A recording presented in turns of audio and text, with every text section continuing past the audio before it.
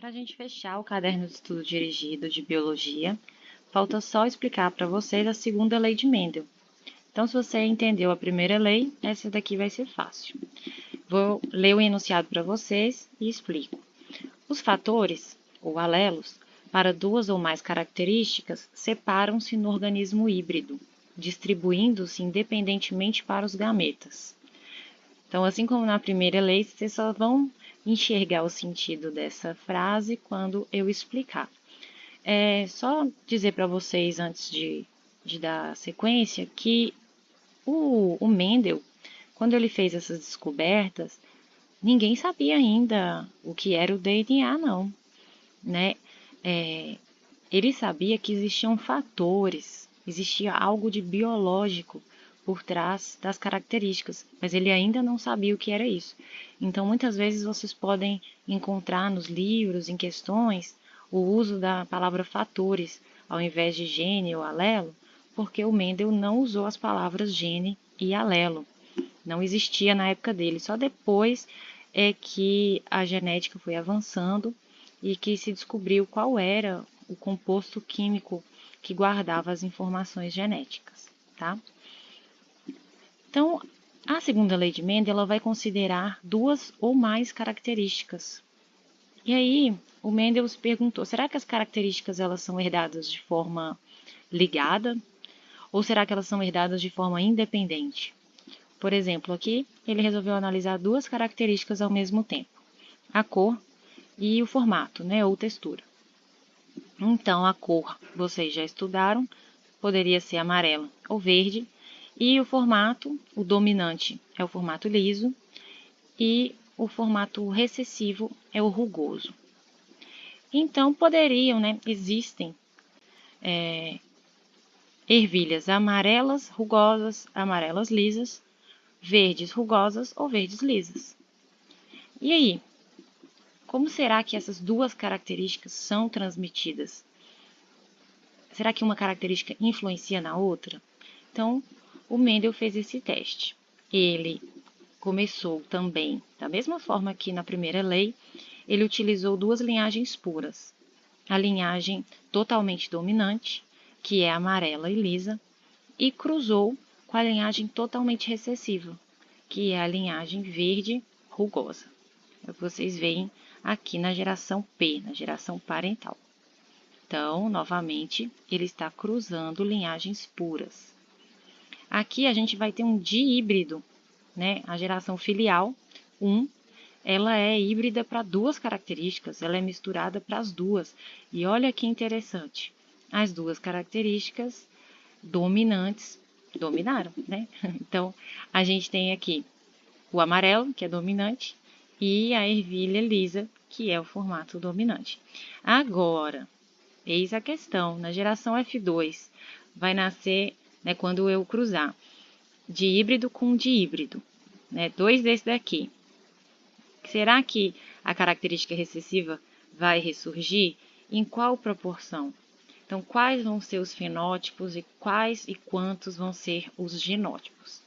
Então, para fazer isso, a gente vai utilizar também o quadro de Punnett. Então, olha só, pessoal, a gente escreve aqui, né, ao lado, como eu gosto de fazer, as informações. E aqui nós vamos ter que fazer a segregação dos alelos, certo? Da formação dos gametas, mas agora esses alelos, para duas características, eles vão ser transmitidos, né, pelo mesmo gameta. Então, aqui eu tenho um gameta que pode carregar o azão e ao mesmo tempo o bezão, né? Então, eu tenho que fazer todas as combinações aqui. Azão, bezão, azão, bezinho. Azinho, bezão, azinho, bezinho. Então, essa é a proposta, né, que o Mendel vai ter para explicar os resultados que ele encontrou. Ou seja, os alelos para diferentes características também se segregam independentemente. Aqui a gente tem os mesmos, né, mesmas possibilidades de gametas, já que a gente está cruzando indivíduos com o mesmo genótipo, ok? Então, você tem que pegar, para você fazer o seu quadro de Punnett, um alelo de uma característica e o alelo de outra característica. Cada gameta só carrega um alelo de cada, né? E aí você tem que fazer as diferentes combinações. Agora, nós vamos ver o resultado desse cruzamento. Então, a gente já sabe que toda vez que tiver um Azão, vai nascer amarelo, e toda vez que tiver um Bzão, vai nascer lisa. Eu vou te desafiar a pausar o vídeo aqui agora e fazer as combinações no seu caderno e a determinar os fenótipos. Então, esse primeiro aqui, ele vai ser Azão, Azão, Bzão, Bzão. Que fenótipo que é esse? Vai ser amarelo ou vai ser verde? Então, pausa o vídeo e faz aí no seu caderno.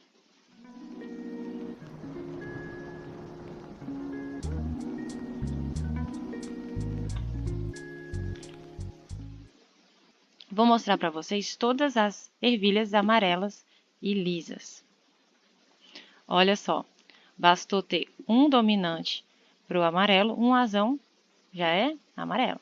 Bastou ter um Bzão, já é lisa. Agora, nós temos as amarelas rugosas. São aquelas que têm um Azão ou dois, mas não tem nenhum Bzão. Olha só quem são elas. Elas são Bzinho, Bzinho, né? E as verdes? As verdes, elas têm que ser Azinho, Azinho. Mas nós temos as verdes lisas e as rugosas.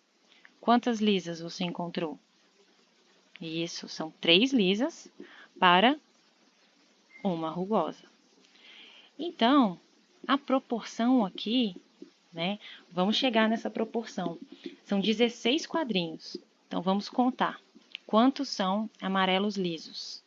Quantos são amarelos rugosos? Quantos são verdes lisos? E quantas são verdes rugosas? A proporção fenotípica é de 9 para 3 para 3 para 1. É uma típica proporção quando se cruzam dois indivíduos heterozigotos para duas características.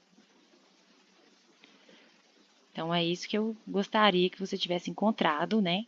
Mas caso você tenha errado, refaça e tente entender exatamente de onde vieram esses fenótipos, né? Eles vieram dos seus genótipos.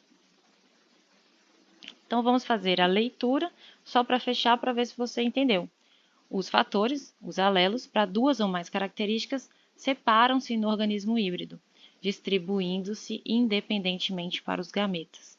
O que isso significa? Que não só os alelos se separam, mas as características também se separam. Então, eu posso ter uma combinação de características. É como se a gente pensasse que existe uma pessoa loira, do cabelo liso, mas ela também pode ser loira, do cabelo cacheado, né? Pode ter um pai que é loiro do cabelo liso e uma mãe que tem o cabelo, que é morena, né? Tem o cabelo escuro e cacheado. Aí a filha pode nascer com o cabelo liso, igual o pai, mas o cabelo escuro igual ao da mãe. Então, as características elas podem se misturar. E qual é a explicação biológica, o mecanismo que explica isso? Aí você tem que lembrar lá da meiose, que os cromossomos homólogos, quando eles se separam de forma independente. A combinação que vai surgir aqui é uma combinação aleatória. O corpo faz isso de forma aleatória, ao acaso, formando gametas diferentes que proporcionam variabilidade genética. Então, agora você já está pronto para realizar as duas avaliações de biologia.